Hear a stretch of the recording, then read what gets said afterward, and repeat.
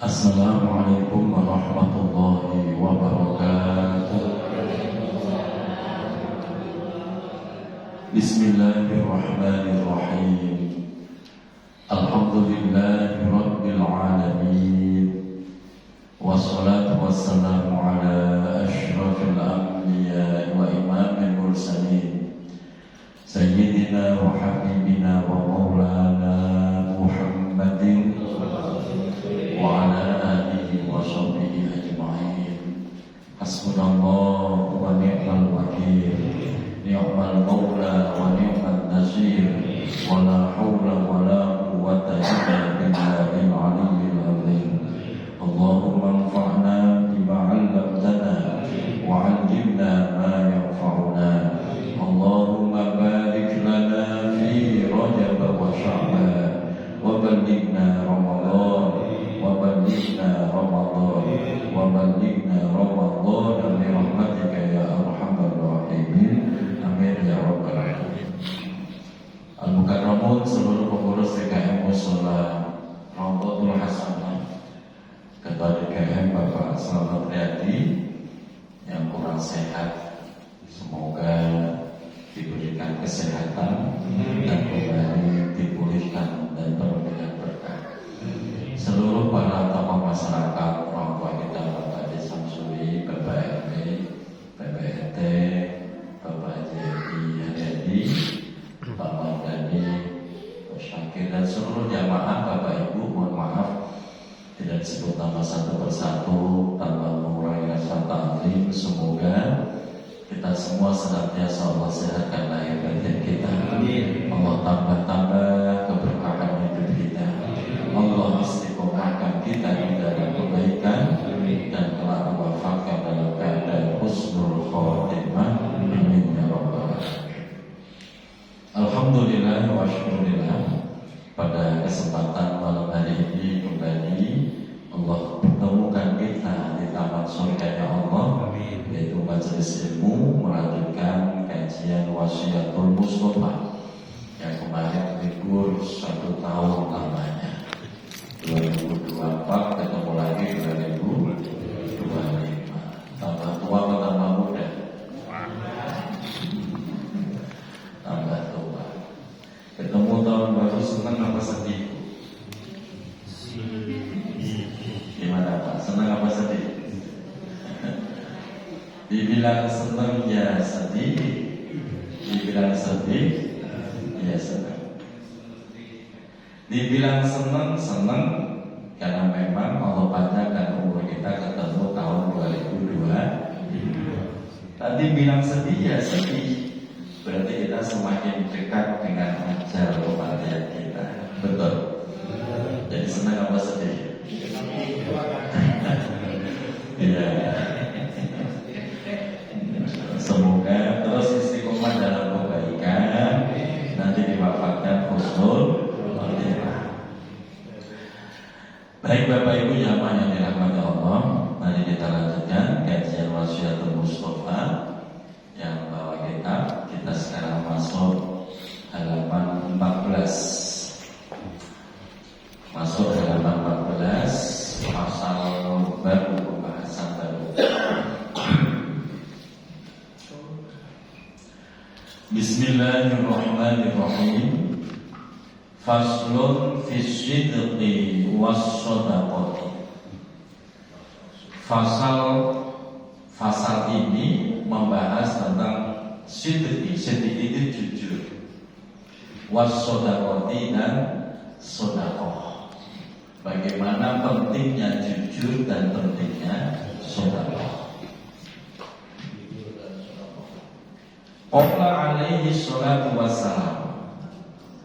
Qala telah bersabda baginda Nabi Muhammad sallallahu alaihi wasallam. Ya Ali, wahai Ali. Nasihat Rasulullah untuk Sayyidina Ali dan kita semua. Wahai Ali, usduq, jujurlah engkau. Jujur. Wa in darraka fil ajali, walaupun jujur itu memberikan bahaya, menyebabkan madorot ka kepadamu fil ajili di kehidupan dunia ini. Tetaplah jujur, walaupun kejujuran itu kadang-kadang menjadi madorot, sesuatu yang merugikan, membahayakan bagi diri sendiri di kehidupan dunia ini. Fa'innahu, karena sesungguhnya jujur yang fa'uka akan memberi manfaat kepadamu fil ajili, pakai hamzah tulisannya. Kalau yang tadi ajili pakai ain, kalau ajil pakai ain kehidupan dunia. Tapi kalau fil ajili pakai hamzah di kehidupan akhirat. Jadi kadang-kadang kejujuran itu memang tidak memberikan dampak baik buat kita. Makanya ada ungkapan yang menyesatkan. Saya bilang menyesatkan, Pak. Orang yang jujur hancur. Nah, itu kan kalimat yang menyesatkan. Orang yang jujur hancur, itu menyesatkan. Padahal dulu gak begitu kalimatnya. Orang yang jujur makmur. Dulu begitu, Pak. Sekarang dipresetin, orang yang jujur malah hancur. Itu kalimat yang menyesatkan sehingga mendorong seseorang untuk tidak jujur karena takut hancur. Padahal yang namanya kejujuran, Pak, sekecil apapun, sepahit apapun, itu akan memberi manfaat kehidupan kita di akhirat. Kalau kita bohong, nah di sini, wala tukadzib, wala takdzib, dan janganlah kamu bohong. Wa inna fa'aka, walaupun kebohongan itu memberi manfaat kepadamu fil ajili di kehidupan dunia ini. Kadang-kadang bohong menguntungkan. Malah kata orang, dengan bohong dapatnya banyak. Kalau nggak bohong malah nggak kebagian. Gitu ya Pak ya? Ada kan kalimat-kalimat begitu. Kalau nggak ikut bohong malah nggak kebagian. Itu kalimat-kalimat yang menyesatkan. Walaupun kebohongan itu memberi manfaat kepada kehidupan kita di dunia, fa'innahu, sesungguhnya kebohongan itu yadurruka, akan membahayakan dirimu fil ajili di kehidupan akhirat. Yang namanya bohong, Pak, satu, dosa karena bohong itu susah dihentikan. Sebab kenapa? Begitu sekali kita bohong, maka kita akan melakukan kebohongan-kebohongan berikutnya untuk menutupi kebohongan itu sendiri. Ditanya sama istri, dari mana ya? Dari depan. Depan mana? Beli obat. Udah bohong. Obat apa? Bohong terus sampai subuh. Bahkan bisa sampai kiamat. Mending diem, cuman siap-siap aja dikaprok istri. Diomongin diem banget. Jujur, Pak, memang kejujuran itu kadang-kadang berat. Tapi ulil haq walau kana murran. Katakan yang hak adalah hak walau kana murran, walaupun kadang-kadang itu pahit rasanya. Pahit rasanya. Jadi yang pertama, konsep dalam Islam itu tatanan kehidupan manusia biar menjadi manusia seutuhnya itu jujur, Pak. Makanya Rasulullah itu punya sifat wajib sidik, amanah, tabligh, fatolah. Yang pertama sidik, bukan sidik yang ini, bukan. Ini berbeda. Sifat Rasulullah yang pertama itu sidik, jujur. Sehingga Rasulullah sebelum diangkat menjadi nabi, seluruh orang Makkah, Arab Makkah itu mempercayai bahwa Muhammad itu jujur. Sehingga sebelum Rasulullah diangkat jadi nabi, sudah masyhur bahwa Muhammad itu orangnya jujur. Sehingga pada kejadian saat peletakan Hajar Aswad, Ketika terjadi musibah kan terus dipasang lagi Pak. Itu orang berebut, semua kabilah berebut ingin kabilah dia yang meletakkan Hajar Aswad. Akhirnya begini saja, kita serahkan pada Muhammad, orang yang paling jujur saat itu. Nabi Muhammad cerdas, makanya fatwa itu cerdas. Akhirnya Rasulullah mengambil selembar kain, batu Hajar Aswad ditaruh di tengah kain, semua kabilah megangin pinggir atau ujung kain, bareng-bareng kita angkat, diletakkan ke tempatnya. Akhirnya semua damai, nggak terjadi peperangan. Itu Rasulullah. Sehingga ketika Rasulullah menyampaikan wahyu pertama kali, sebenarnya orang kafir Quraisy itu percaya bahwa Muhammad itu nggak mungkin bohong. Cuma karena gengsi Pak. Karena gengsi lah yang menutupi hati mereka sehingga tidak mau beriman. Nah, jujur itu penting Pak. Jujur itu jujur itu makmur. Nah, cuma sekarang orang udah mulai tersesatkan dengan kalimat-kalimat seperti itu. Yang kedua, jujur itu akan mengundang rahmatnya Allah. Jujur, karena sikap yang paling dicintai Allah dari semua sikap atau sifat-sifat kebaikan. Jadi saya ulang, sifat yang paling dicintai Allah dari semua sifat-sifat baik yang ada adalah jujur.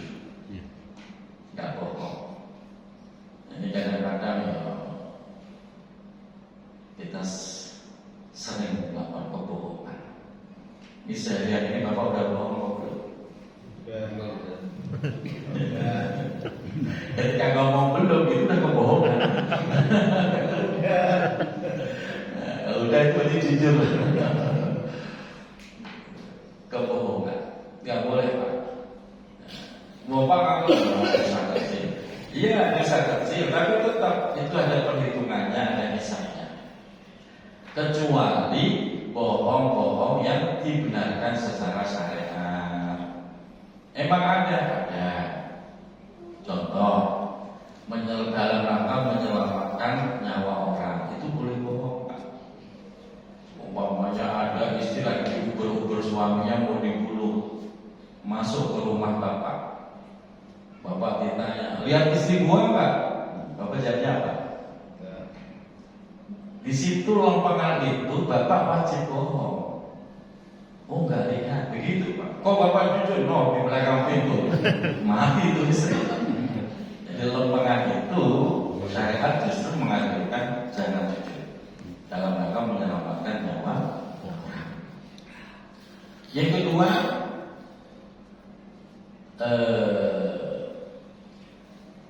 dalam rangka menyenangkan hati istri itu boleh bohong, boleh. Pagi-pagi dibikin kopi, bukannya manis, bukannya pahit, malah asin. Baik, pernah dibikin kopi asin ya? Lempengan itu dasar jujur Pak. Ntar berantem pagi-pagi buta dan berantem gara-gara kopi. Bilang aja. Seperti bundanya itu kebiasaan kalau habis bikinin kopi, saya minum, dia mesti nanya, udah pas belum ya? Gitu. Giliran itu ditanya, udah pas belum? Saya jawab, ini kopi terenak. Ini kopi terenak, gak bakal habis seharian ini. Serius ya? Serius coba Indah. Begitu nyoba, nyembur dia Pak. Emang asin, salah ngambil gula. Lempengan begitu Pak, bohong-bohong begitu malah diperbolehkan. Meredam yang tidak timbul masalah baru dan istri juga senang. Istri senang gak dibohongin Bu? Bu, senang gak? Bohongin begitu tuh pahala. Pagi-pagi bapak ngomong ke istri, Ibu pagi ini kayaknya beda deh. Beda kenapa? Kayaknya lebih mudah. Padahal bohong.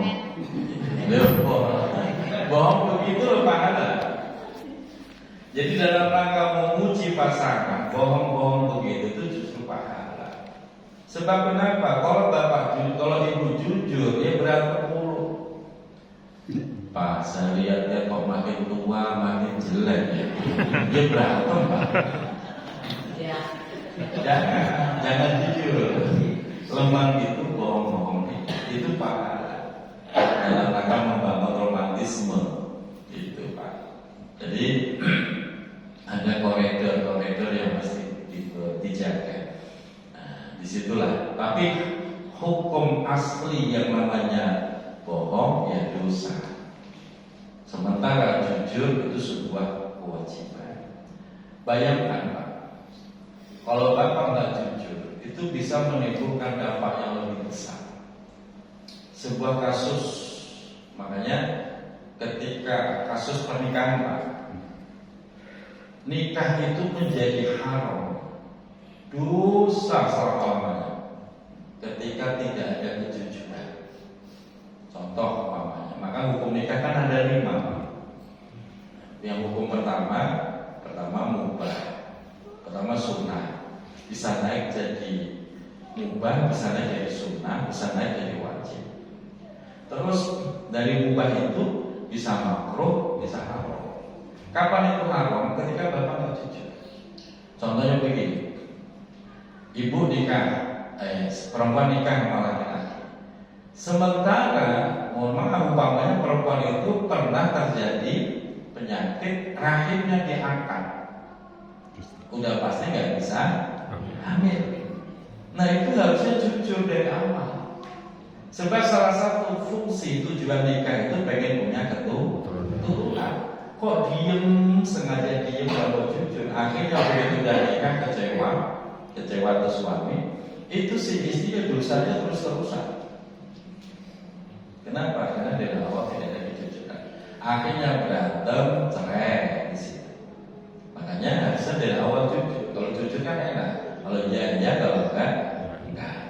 Kalau udah jujur, ternyata suami masih mau, gak apa-apa, gak punya anak mah, yang penting kita nikah sah. Masalah anak gampang, nyari lagi bisa. Umpamanya begitu. Dan ternyata istri setuju ya udah halal semua.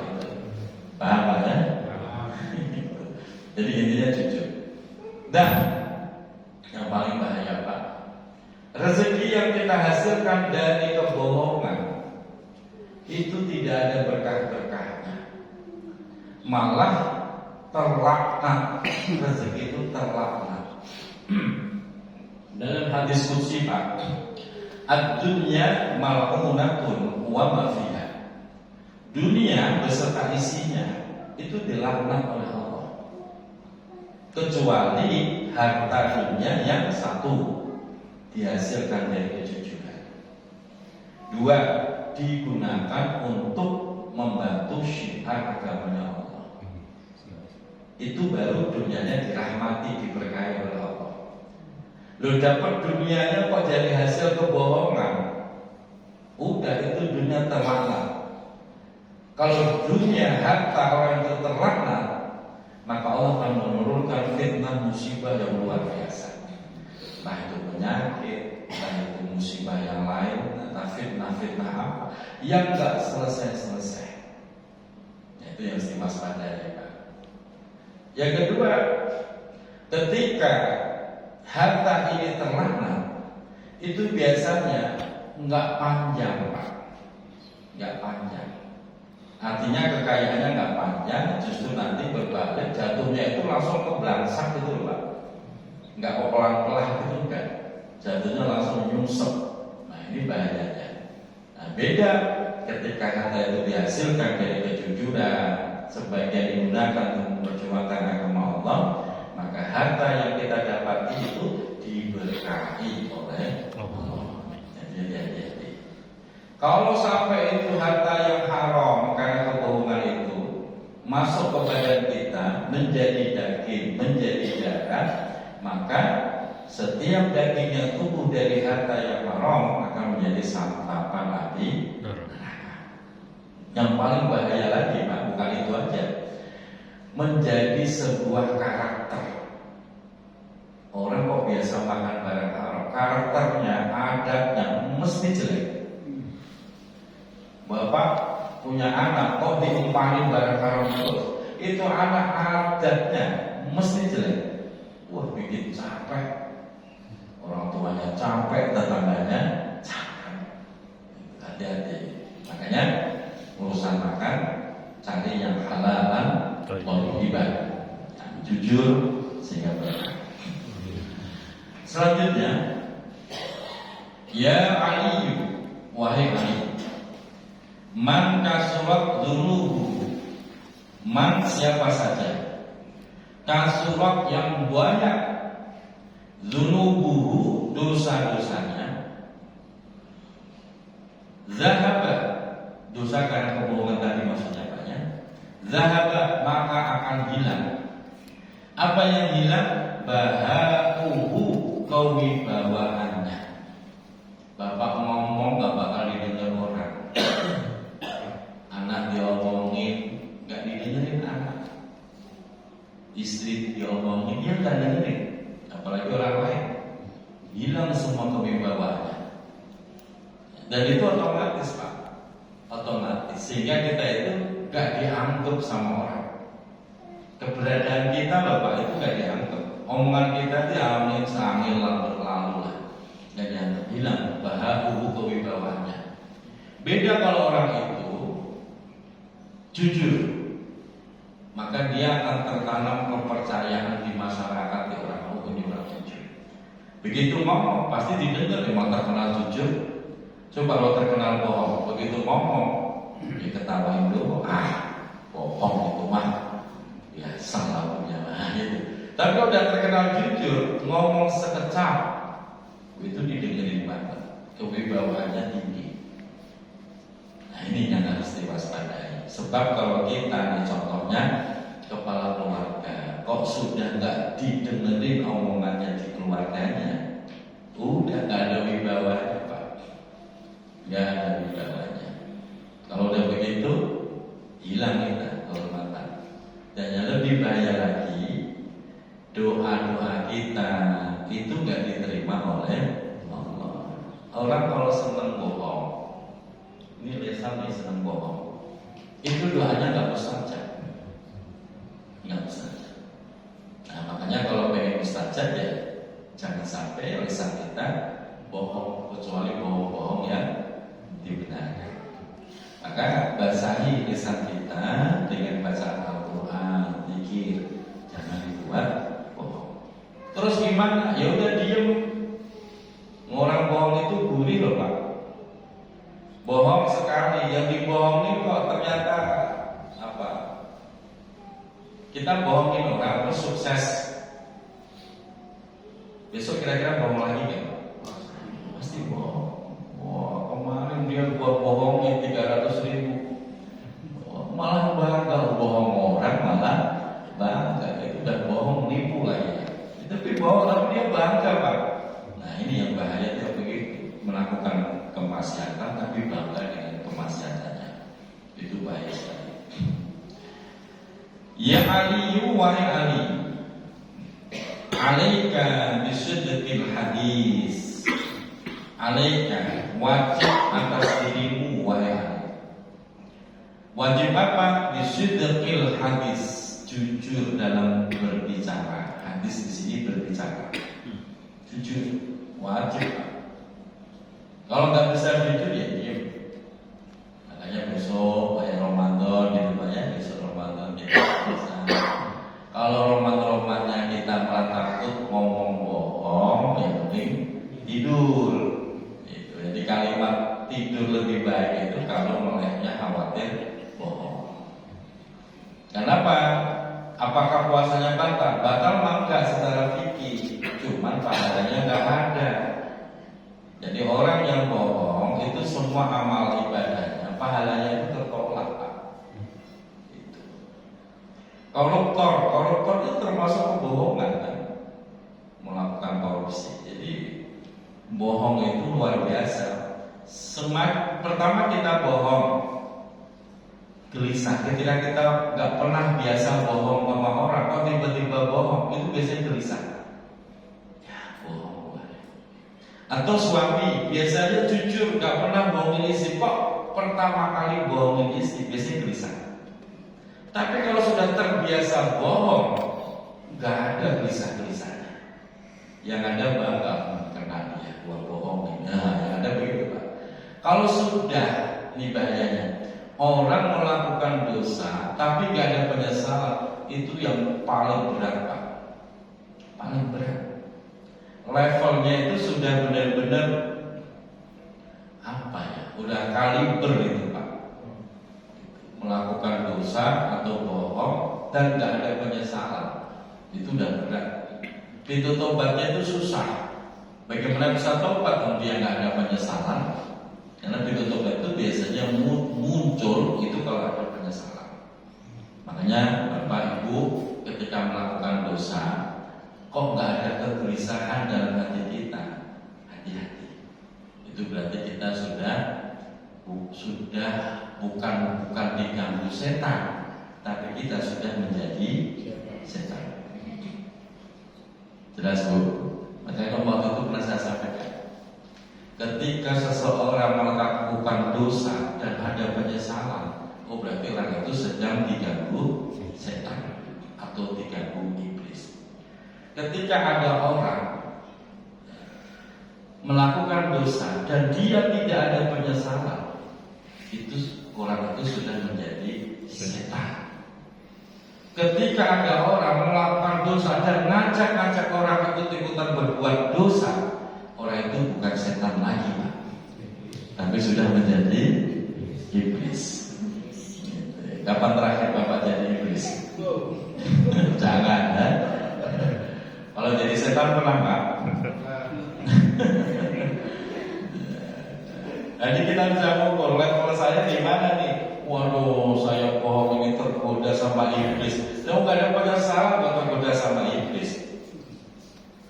Kalau Anda masih ada penyesalan, baru Bapak sah dianggap tergoda iblis, sah mengkambing hitamkan iblis. Tapi kalau kita maksiat dan kita nggak ada penyesalan, Bapak jangan mengkambing hitamkan setan. Kenapa? Karena Bapak sudah menjadi gitu loh, Pak. Ya udah maksiat ngacak-ngacak orang. Oh, udah levelnya bukan setan lagi, udah biaya setan. Makanya kita bisa mengukur level kita di mana nih. Semoga ya jangan bohong ya, sehingga level kita tetap manusia, jangan berubah menjadi setan. Wahifdzil hadis, yang kedua, wahifdzil hadis, jaga omongan.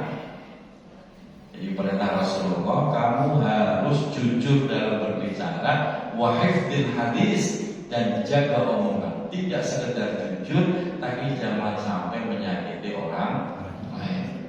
Menyakiti orang lain tidak boleh.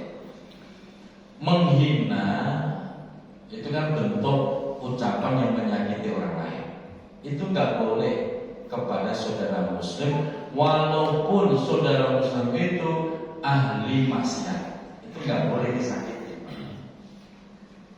Habis begitu, Bapak kalau nasihatin silakan, tapi nyakit itu nggak boleh.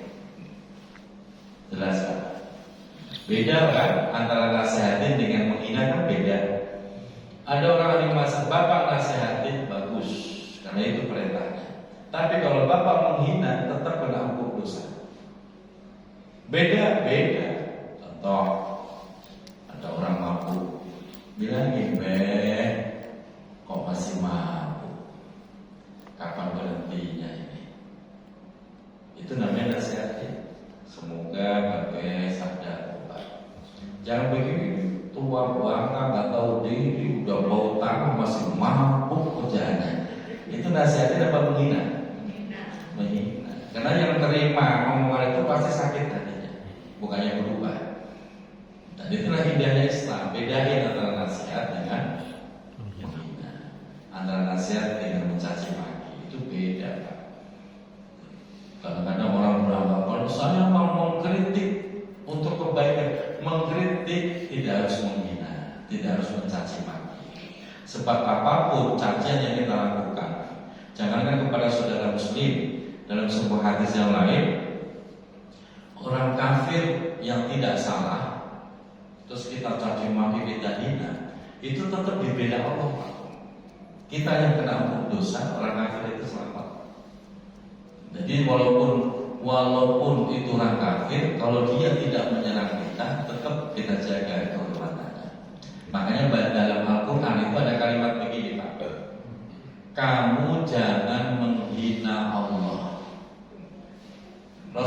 Sahabat bertanya, ya Rasulullah, bagaimana mungkin kami menghina Allah sementara kami menyembah Allah? Dilanjut keterangan itu, wala tasubbul ladzina yad'una min dunillah fayasubbullaha bighairi ilmin.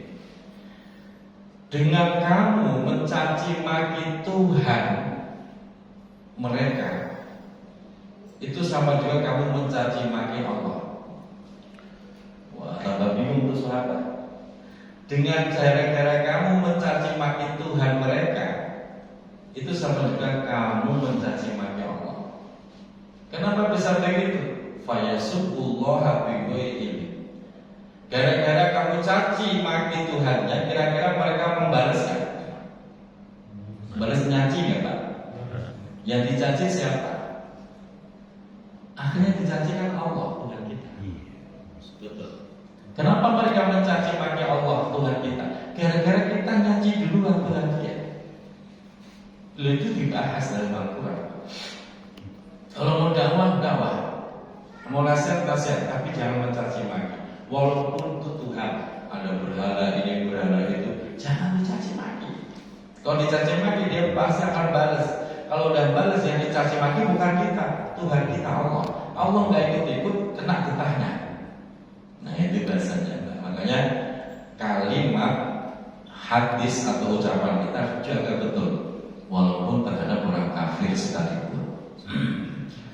Yang ketiga, wahifdzil amanah, menjaga amanah. Berapa palingan?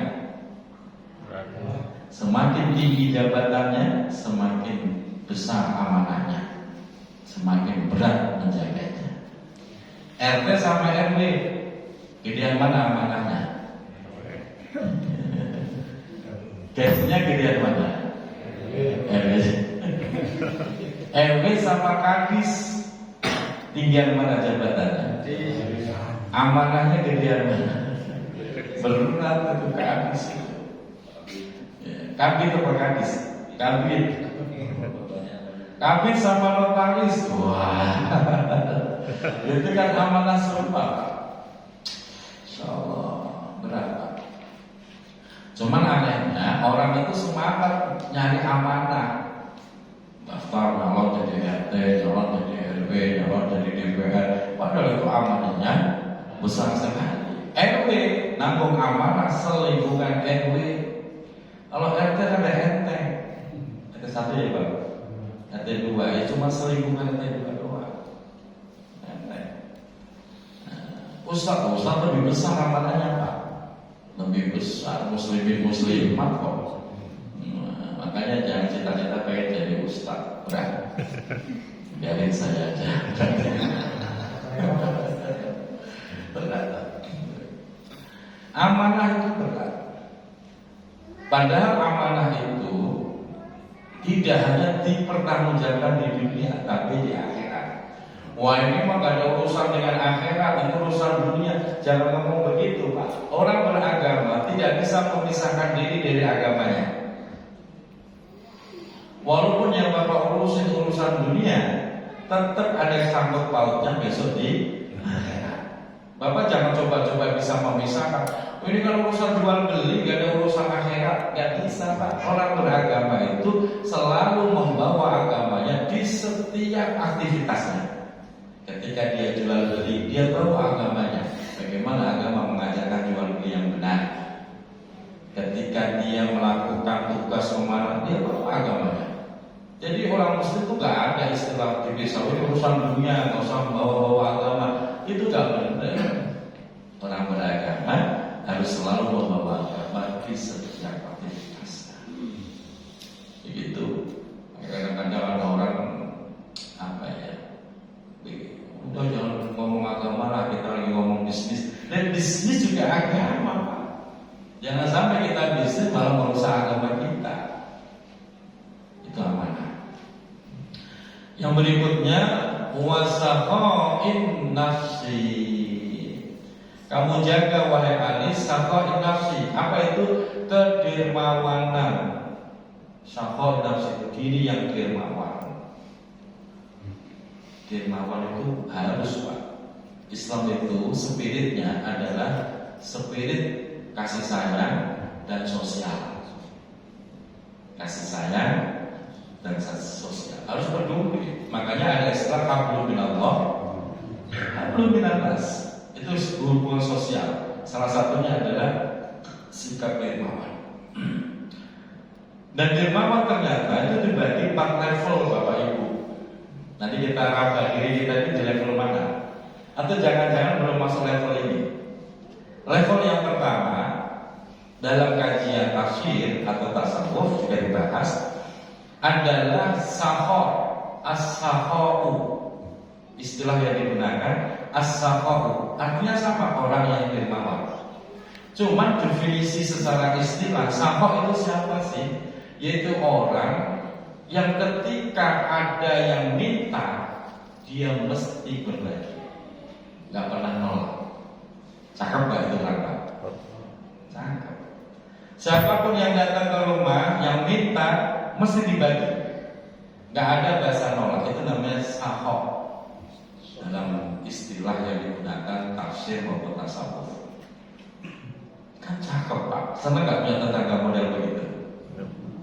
Lagi kurang-kurang dikit, mau berobat kurang 100.000, ya udah saya bagi 100.000. Seneng nggak?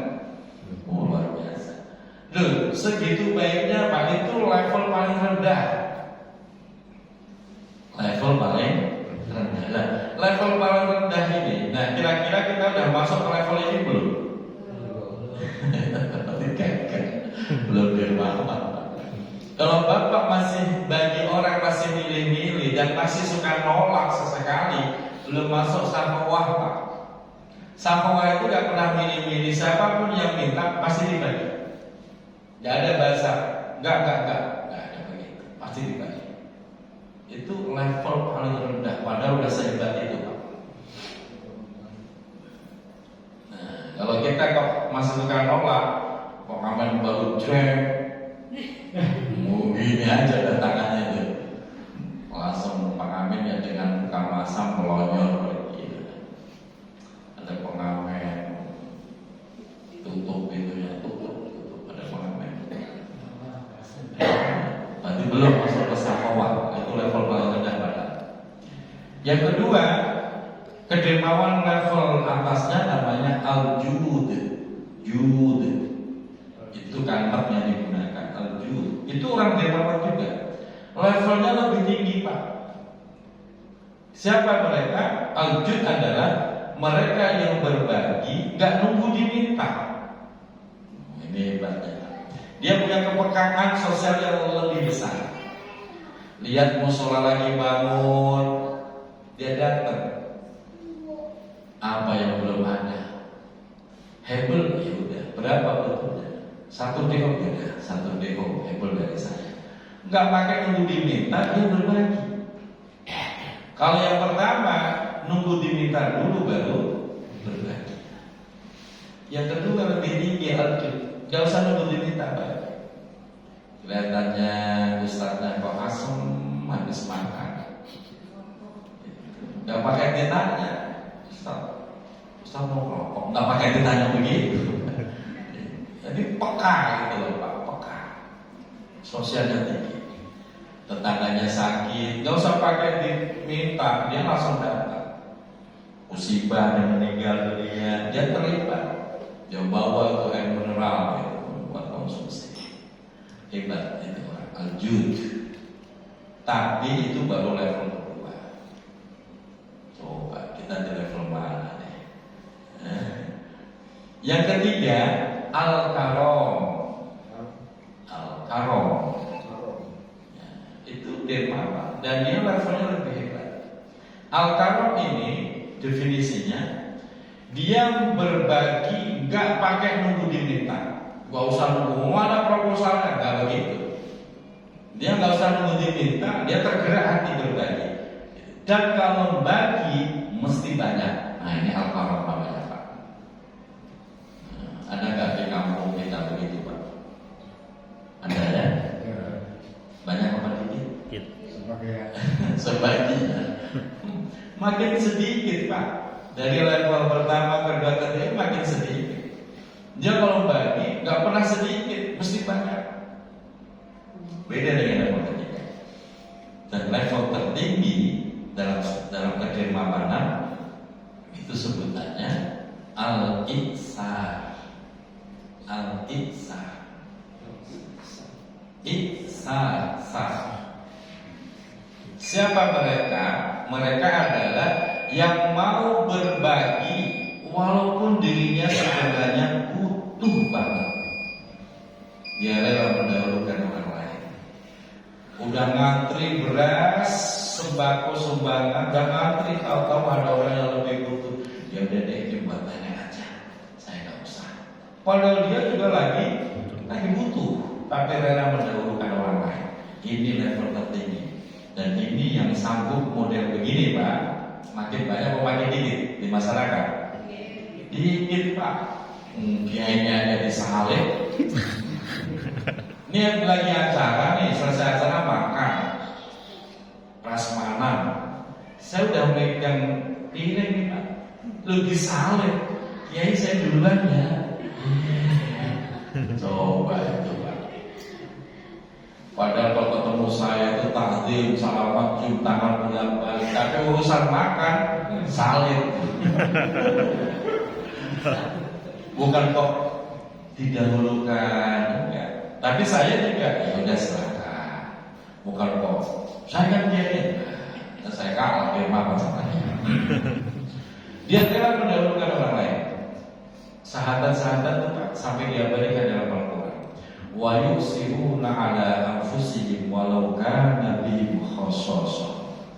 Sahabat Ansar kota Madinah ketika tahu Rasulullah dan sahabat akan hijrah ke Madinah, luar biasa girang. Mereka siap menyedekahkan apa saja yang dibutuhkan Rasulullah dan para sahabat muhajirin, sedekahkan. Walau kana bihim khassasah, walaupun diri mereka itu sebenarnya butuh, tapi dia rela untuk Rasulullah dan para sahabatnya. Ini level paling tinggi, Pak. Coba, duit tinggal selembar-lembarnya. Ada pengemis, kita bagi apa kita tolak ya? Kita lagi butuh duit tinggal selembar. Jangankan pengemis, kita lagi butuh banget duit tinggal selembar. Orang tua sakit, itu kalau anaknya nggak pernah ngaji, Pak, diabaikan orang tua. Kita lagi butuh, tapi kalau dia itu hatinya lembut, ya udah buat orang tua, kita makan nanti. Nah, itu orangnya hebat, Pak. Itu namanya sakhain nafs, orang yang paling dicintai oleh Allah Subhanahu wa Ta'ala. Waqif fatil batn. Nah, ini yang terakhir, Pak. Wahai Sayyidina Ali, waqif fatil batn. Jaga perutmu. Artinya jaga perut bukan kau biar suspek itu, enggak. Jaga perutmu, jangan sampai kemasukan barang haram. Sebab kenapa? Ya tadi ketika masuk ke perut diserap oleh daging, menjadi darah, menjadi watak, menjadi karakter. Susah kalau sudah begitu, Pak. Nah, makanya dengan rezeki yang halal berkah, nanti kita jalanin ibadah lupa enteng. Khusyuk tuh gampang ditemukan. Tapi kalau makan barang haram mulu susah. Nah, makanya rahasia doa makan. Udah saya, Pak. Sedikit ya, sedikit. Kita kan kalau mau makan baca doa, Allahumma barik lana fima razaqtana wa qina. Coba Bapak sebutkan. Allahumma ya Allah, berikan keberkahan terhadap apa yang Kau rezekikan kepada kami. Urusan mau makan. Yang aneh, kenapa di ujung doa ada kalimat wa qina adzabannar? Artinya apa? Pelihara kami jangan sampai terkena siksa neraka. Lalu hubungannya apa makan dengan neraka? Ternyata ada hubungan. ternyata ada gara-gara makan kita bisa menjadi penghuni neraka kalau yang dimakan barang haram.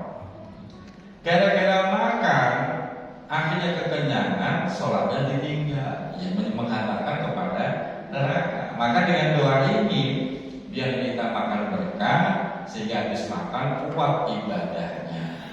Itu makanya jangan bilang apa urusan makan dengan neraka. Ya urusan berkaitan erat. Maka orang beragama itu nggak bisa memisahkan agamanya, selalu membawa agamanya. Semoga Allah selamatkan kita dunia akhirat, dibahagiakan